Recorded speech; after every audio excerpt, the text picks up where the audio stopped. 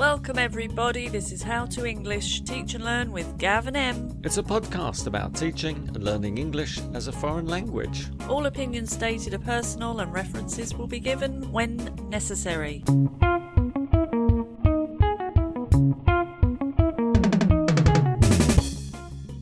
I would like to begin this episode, Em, by talking about the letter I. I will be our letter of the episode. Welcome everyone, this is Gav from Gav and Em's How to English Pod. And we are two TEFL teachers on a journey to explore the A to Z of TEFL.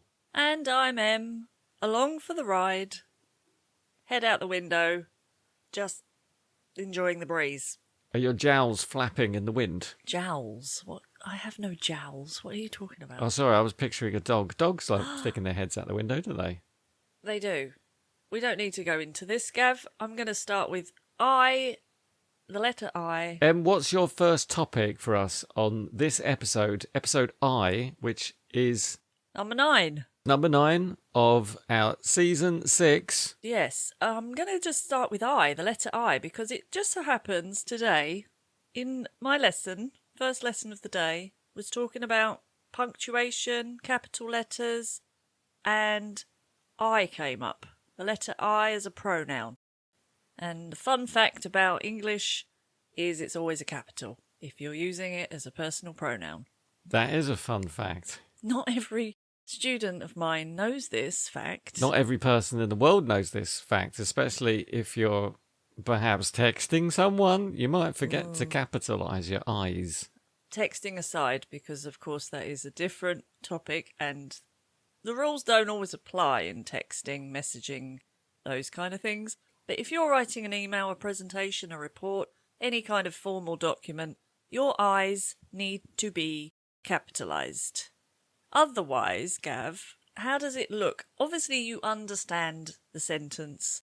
If I say, I'm sorry, I cannot attend the meeting, if you imagine that sentence with a small I, how does it make you feel? I feel that the writer of the email has made a mistake. It makes me judge them, Em. I'm judging them for their for their lack of capitalisation. Okay. You're judging them. I'm just feeling sorry for that I, alone, out there, in the cold. It looks lonely. It looks vulnerable. That would be the word for it. Vulnerable. It does look like that. The dot of the I might be teetering. Yeah. It just needs that joined up thing. I don't know. It's just psychological. I feel like it's just naked. So, moving on, Gav. What's your first I word? My first I, M, is inspiring students. Oh, I mean, take that two ways. Inspiring students or inspiring students? Oh no, I meant it like inspiring students. So you as the teacher have to inspire your students. Although I am often inspired by my students, I like to say to them, that was a really nice sentence. I really enjoyed getting that question. Thanks for that email, etc., etc. I have lots of inspiring students. They're fabulous and they make me want to do lots of things. But okay, the other side, you want your students to feel inspired by you. That is my objective. But I would like to turn this question around and ask you, Em, how do you inspire your students? Oh, I thought you might do this. Well, it's not an action plan or something. I wake up in the morning and think, right, this is how I'm going to do it today. I don't know, to be honest, is the answer. I think I just enjoy it. Is that a strategy? I just enjoy their company. I enjoy my students. I enjoy what they produce. I like their comments.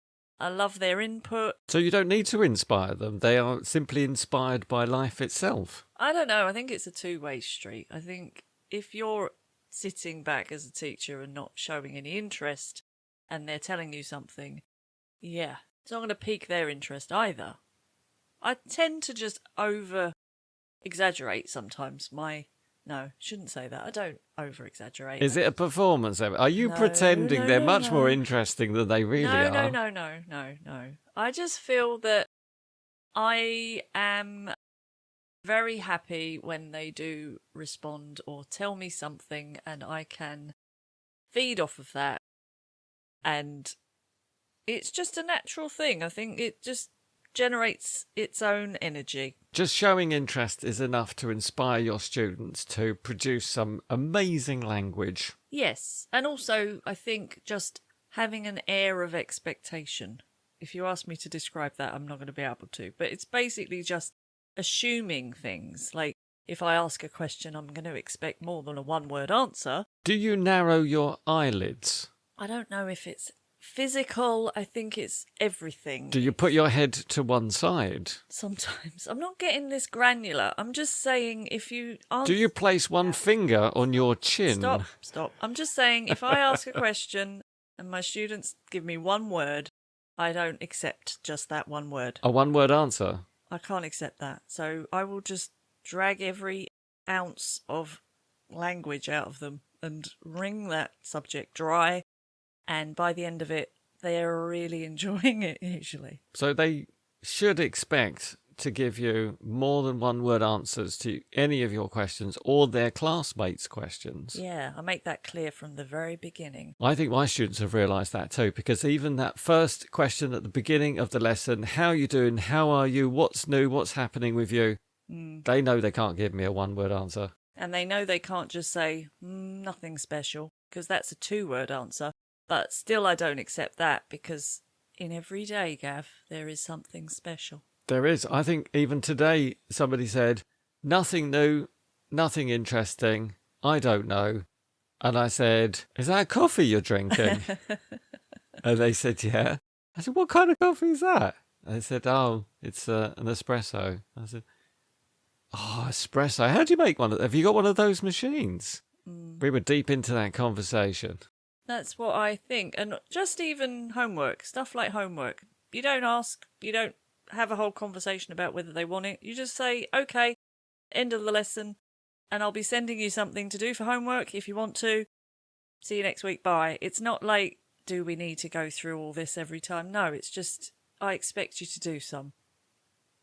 There you go. You'd be lucky with my students, but... Well, yeah, I mean, sometimes it doesn't work, of course. We can always be optimistic. Expectations are very important, and you have to get those in line and know what they are before you start. This is powerful stuff, Em. So your expectations lead to positive outcomes for your students. They're more talkative, maybe they're more questioning, maybe they're more involved in the lesson. Yeah, I think so. I think it's an attitude. Assume the best will happen. Assume the most of your students. Assume they can give you everything you want. Assume they are capable. And if they prove you wrong, then you've got to start from the beginning and work a bit harder. But my expectations are high, and I think that does inspire them to rise to meet my expectations. I feel inspired already. Have you got an I beginning word or phrase for us now? I have. My first I word is intonation, Gav. Intonation. We have discussed... Intonation. No. We have discussed pronunciation, haven't we? No, we haven't. We haven't got to P. What did we talk about? We definitely talked about the way we phrase things, but we haven't really discussed intonation, which is very important. It is very important. Yeah. So I'm going to say a sentence to you, Gav, and I'm going to put stress on a different word every time. The same sentence, but... Same sentence, but I'm going to change my intonation on one word, and I want you to interpret my feeling or what I'm trying to tell you using just intonation. Now, why would you do this, Em? Why would you do this to me right now? I'm in the middle of a podcast. Do you not realise I'm trying to teach and learn English with our followers? You are, but you are going to learn and you're going to teach at the same time because that's what we're doing. So the sentence, without any different intonation... Am I the teacher or the student You're here? the student, okay. So the sentence is, I didn't say he had stolen my bike, but I'm going to stress different words. So if I stress... I didn't say he had stolen my bike. What do you understand?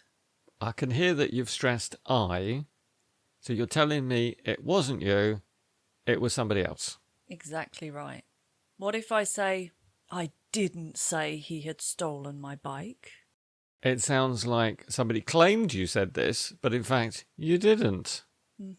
Perfect. What if I use... stress on I didn't say he had stolen my bike. Maybe you wrote a WhatsApp message or a Facebook post? Yeah, very good. Very, very good. I didn't say he had stolen my bike. Perhaps somebody else had stolen it. Good. I didn't say he had stolen my bike. Maybe he's planning to steal it in the future. Yeah, okay, that's a hard one, that. So maybe he's just thinking about it? He hasn't actually done it. Good. I didn't say he had stolen my bike. Perhaps he borrowed it and he's going to bring it back later. I didn't say he'd stolen my bike. He hasn't stolen my bike, has he? Good, very good. And finally, you can probably guess which one is going to be stressed this time. I didn't say he had stolen my bike. What has he stolen then, Em? Yeah, maybe he's stolen something else. Good little demo, isn't it? I really like that. You can really hear the difference. You'd literally stressed a different word in one sentence, and I got how many different interpretations? 8. 8. 8 different intonations on 8 different words changes it 8 different ways. Remarkable. And our students are supposed to remember this? Well, it's probably harder for our students, obviously. It's going to be difficult in another language, but I think it's a worthwhile exercise. Not just grammar, not just vocabulary, but intonation really changes everything. And we don't want to baffle our students, but I wonder if in their language they might be able to stress these words too, and it might have a very similar meaning. You're right, Gav. That's often the case. What's next? My next I word is, in fact, it's a quote from me several years ago, and I said, I didn't sign up for this. But you did actually sign up for it? Well, did you sign a contract? I did, but I didn't realise in this contract there would be so many other things that teachers are expected to take care of. Right. So this topic is called things you don't realise you're going to be doing as a teacher, but you end up doing anyway and don't realise or feel angry about. What's your point here? I think I just didn't realise what I was signing up for. I thought teachers teach, bricklayers lay bricks. Yep. Doctors doc. Judges judge. Yep. Got it. I see what you mean here. You thought it was kind of a clock in, clock out, do your job, go home type thing. Yeah, teaching, tell people stuff, they listen to you, hopefully they understand it, they might tell you something back, and then you know whether they've understood it, and then you leave. Yeah. So have you got a list? I happen to have a few things that maybe you weren't expecting to do when you became a teacher. Could you think of any before I read from my little list? An infinite number of things have just popped into my mind, but... Keyword, admin? Yeah, absolutely, admin. Yes. Navigator? Well, hold on, what's the admin that comes to mind? Oh, sorry. Admin as in timesheets, registers, attendance, reports, possible exam marking, lesson plans. Have I missed anything? Course plan. Course plans. Yeah. Have I said feedback? Well, reports, I guess, fits into that. Writing an exam yourself if you need to test your students. End of year. Summing up. Yeah, I think I'm repeating myself now. So is that what you've got? That is exactly what I was thinking. It could even be emails from the student saying, I'm afraid I can't attend the lesson next week, but how about we reschedule for the following week? Answering emails, setting up the meetings, setting up the lessons, sending homework, checking homework. Yeah. It is a lot of admin. So yeah, my next one was navigator. Navigator as in the person at the front of the ship? Yeah, well, you've got a new lesson across the city. You've got to find the office. You've got to navigate your way there. I didn't expect to be navigating with things like Google Maps or a compass. I don't know, whatever way you want to get there, but you've got to get there and you've got a time. You've got to be there, so you need to make sure you know where you're going. Navigating is a challenge. Yep. Magician? I don't know. I think you've got to somehow get lessons out of nothing, like a rabbit out of a hat. You have to create something. You've got 5 minutes because you forgot you had that lesson and they've just told you we're in the meeting room, we're waiting for you, and suddenly you've got to magically come up with a 90-minute lesson. Wow. Can I just say that never happens to me because I am very professional and I always plan my lessons. I could believe that. Although it must happen to some, even the best I'm sure it does. What else? What's on your list? How about if I said roles and identities, which might include counsellor, mediator, cheerleader, therapist, coach, detective, tech support? Yeah. Oh, yeah. All good. I really like cheerleader too. I can imagine myself with some pom-poms going, go, go, go. Yeah. All of those. Very good. Doctor sometimes. I hope you're not giving medical advice to any of your students. I don't diagnose, but I have actually caught myself saying, maybe you need to go and lie down. Maybe you shouldn't be in this lesson. Have you tried cream on that? Yeah. Do you need some water? Sometimes, stop coughing, go and get a drink. Yeah. So there are many different roles that we have to consider with our students. Indeed, Gav. Indeed. I for indeed. You've already mentioned navigating, which I guess is part of our logistical and non-teaching tasks. Yeah, okay. These could also include, well, where are our students going to sit, Em? Ooh, interior decorating, or I don't know what you'd call it, arrangement? Chair arrangement. There should be workshops. I think there are workshops. I think I've done an entire workshop on how to arrange chairs. I totally have done that, yes. And then we've got some other surprising things that we are required to explain. For example, slang. Students might come across some expression that they've never heard before in a song or in a meme or in a trending TikTok video. That just sounds like you're a language teacher, no? Which is actually your job, which was the thing you were moaning about at the beginning. Yeah, but I think traditionally we imagine all the language comes from a book. Right. But these days we realise language is coming from telly, from music, from social media. You have to be a bit of a researcher. Yeah, like you said, detective, I suppose. Find out where all these words are. That is absolutely right. You might also be expected to answer some personal questions. What kind of role is that? I'm not sure there's a name for that.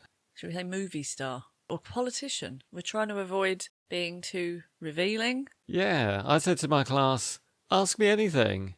And they did, and I was shocked. And I said, I'm not going to answer that. Really? What did they ask? Oh, I have to know. Well, they might ask questions like, are you married? What's your salary? Can I come and visit you? Where do you live? Yeah, okay. Questions that you might not want to answer. And of course, we have to be prepared as teachers for some unexpected visitors in our classroom spaces, Em. Spiders? Cats? Students' cats. Students' cats. Yeah.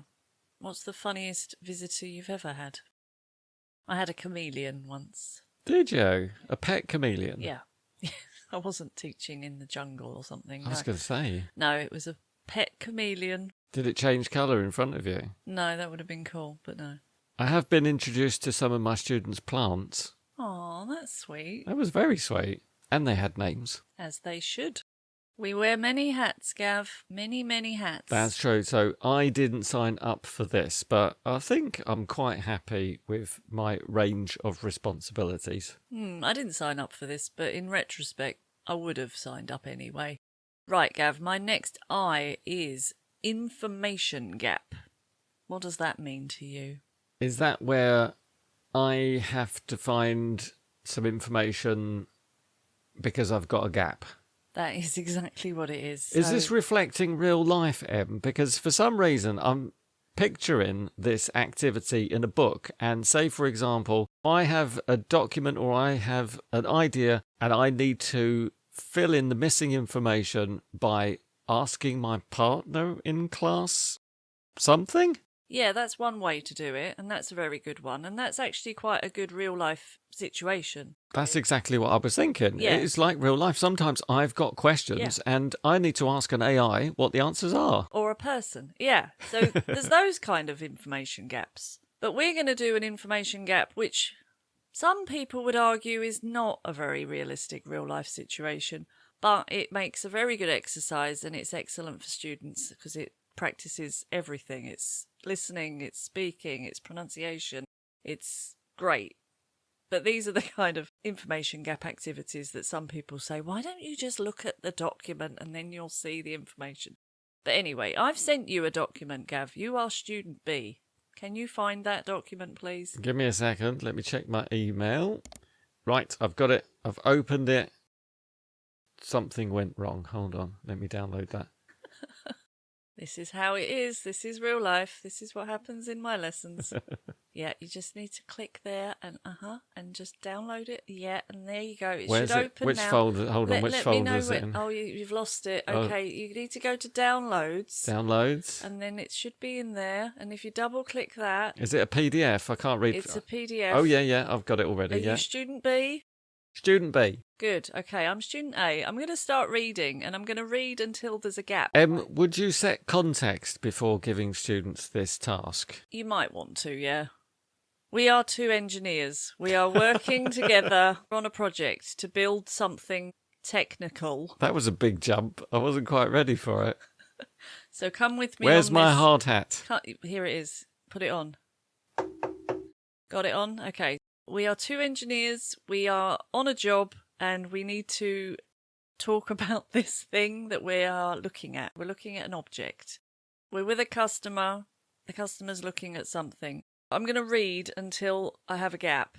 And when I have a gap, I will stop, and you will continue with the information I need, and you will keep going until you get a gap. And then I will complete your gap, and so on until we get to the end. I think the customer would be very happy with this service from two engineers. I hope so. Don't forget to make notes of the things I say that you don't have on your page, okay? Will I be quizzed on this afterwards? You might be. You ready? Yes. The visitor looked at the object. It was big, made of metal, circular, and consisted of lots of blades. She asked the company representative who was showing her around to explain the product to her in detail. She said, "Well, this product is made of steel. Its diameter is 1.5 metres, and it has a surface area of 2.2 square metres. It is 4.3 centimetres thick and is made up of 56 blades, which have the dimensions of 70 by 30 by 4.3 centimetres. They are attached to a central pivot which has a radius of 5 centimetres. When operating, the product spins at a speed of 200 kilometres per hour and produces 4,000 kilowatts of energy. It weighs... 600 kilograms. How was that, Gav? That was a really interesting exercise. I was very focused on what I was reading, but I made sure to make notes of the details that you gave me, the missing information from my worksheet. Then, of course, we would check together that we got the right information. I'd show you my text, you'd have a look, check, or we'd type it in the chat or write it on the board. So, we were so focused on the information, but did you actually pay attention to what we were describing? What does it look like in your mind? Is it a turbine blade? It is a turbine blade. That is very good. I think being aware as a teacher to not test your students on the information that they retained during a speaking activity is necessary. What? You're just saying don't just stop at the end. You have to make sure they understand what they're reading. No, don't test your students. If they've been reading, they might not have taken in any of the information that was in the text. I see. So give them a minute just to read it over again. Of course, yeah. If you had more time, you would probably need to read it twice. Yes, I agree. Real life practice. I think that's very applicable to real life, Em. In a way, I think it's a bit of a weird construct, but yeah, I think it works on a lot of levels. Em, my next I is intercultural reflection questions for educators.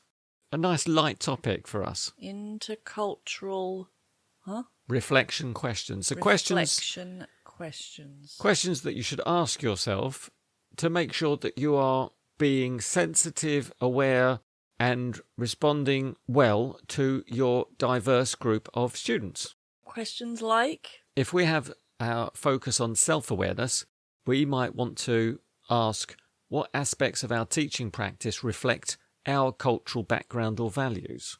And what would be the answer to that, Gav? Well, we've all got different answers. For example, when I'm teaching something about movies and I say, hey, you all know this movie because it was very popular in my country at this specific time when you were not born and not living in this country.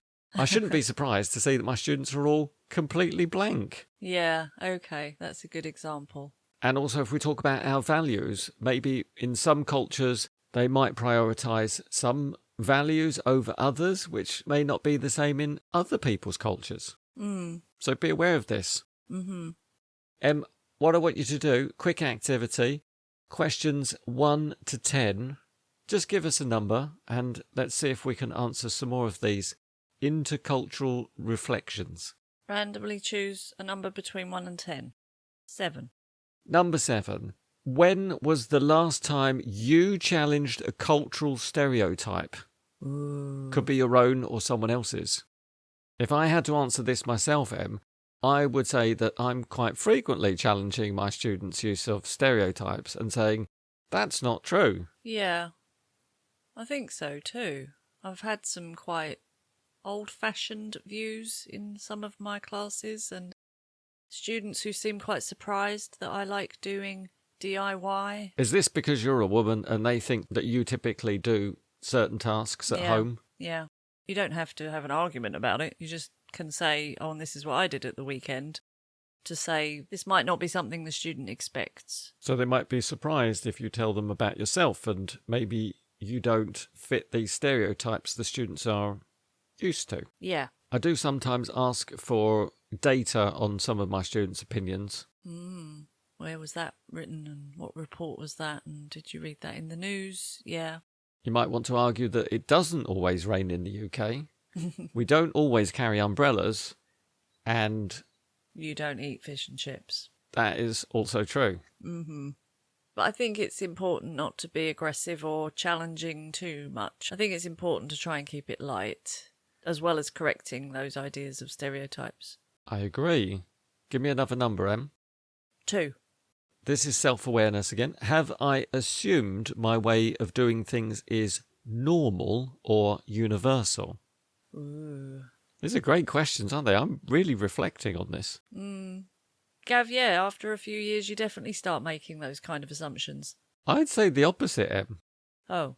I'd say the more time I spend with people in different countries across the world, the more I realise that the way I do things, the way I think about things is actually the way I do them, not the way everybody does them and thinks about them.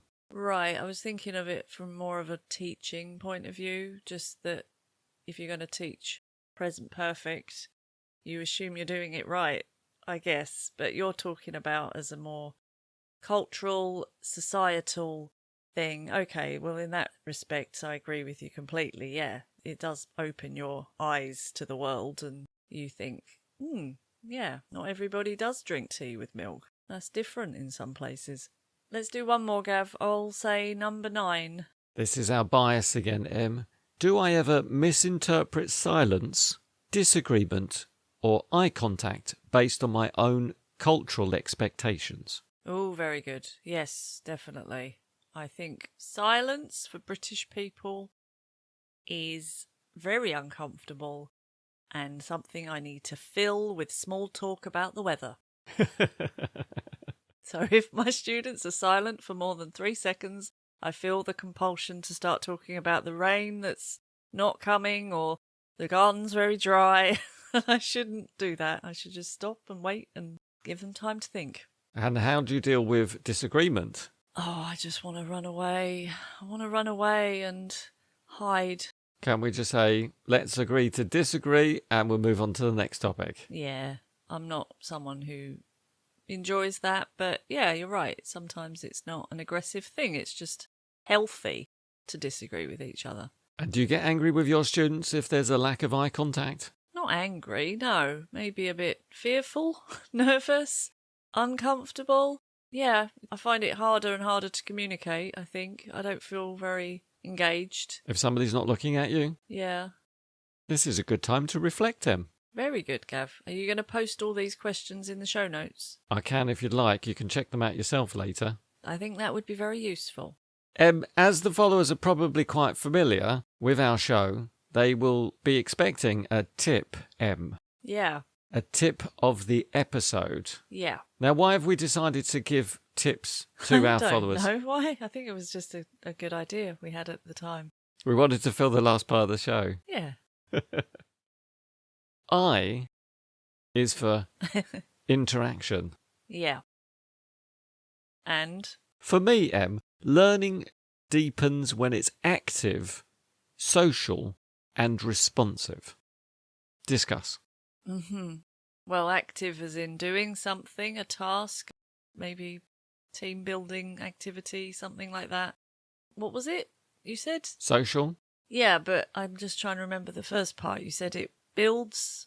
What does it do? Learning deepens. Deepens, that was the word. It deepens, meaning it's more memorable, meaning it's more meaningful. Meaningful, but also more memorable. Yes. Right, so yes, doing tasks, interacting, social. So I suppose if you're with other people, it's better to help you remember. If you're stranded on a desert island with these people, you've got to get social. Right. How are you going to work together? Communication, language, talking. Very good. And find somebody who can build a really good tent. Yes. And, of course, be responsive in your classes. Whether you're a teacher or a student, you need to interact, challenge, give information. React as well. I think if your students are just talking and you're not reacting, they're not going to feel inclined to keep going. I want a quick demonstration from you, Em. I'm going to tell you a short story and I want your reactions, please. Okay. I went to the shop and I bought a saucepan. Oh. And it was a non-stick saucepan. Oh. I went to pay for the saucepan and I realised I'd forgotten my cards. Oh no. And then what? I said to the shopkeeper, could you please put this somewhere safe and I'll come back later? And did they? They did. And I returned an hour later with my cards and I paid for it and I was very happy. Oh, well, that's good. And what did you cook first in that saucepan? That is a really good leading question. And I think we could talk for the rest of the episode all about this saucepan. But sadly, we don't have enough time. But you did make learning deeper for me with active, social, responsive interactions. All of that? I did all of that. Wow, look at that. That wasn't even something I was aware of. Isn't that good?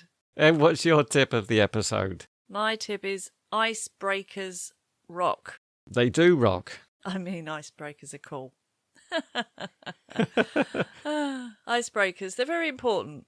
As much as they are made of ice, they warm up your students. They make them feel comfortable. You shouldn't just jump right into... I can't see where this is going with the metaphor, but you shouldn't jump into that cold water. Don't want to jump in the cold water. It's freezing. You need to break the ice first. I don't know how this connects, but before you jump into the cold water, you should jump into the cold water. Just break the ice first, and it'll wake you up and make you feel alive. Anyway, a good icebreaker, Gav. Have you got any up your sleeve? Icebreakers, apart from how's the weather? Nice.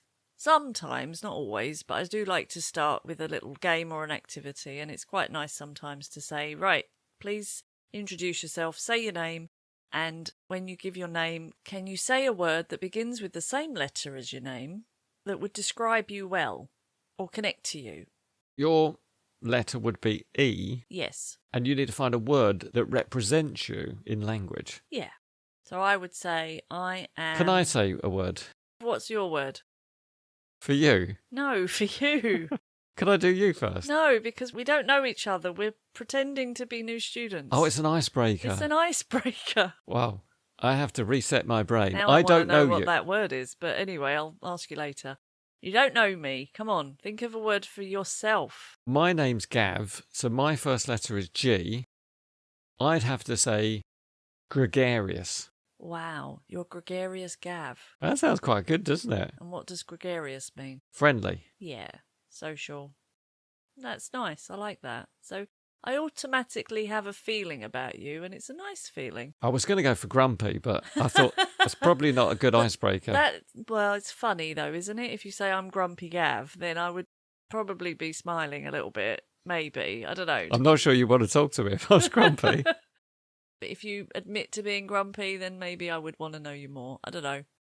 I am enigmatic M. Enigmatic? Is that like mysterious? Yeah, but in the way that I'm not mysterious, I'm just into things that are mysterious. I like murder mysteries, I like whodunits.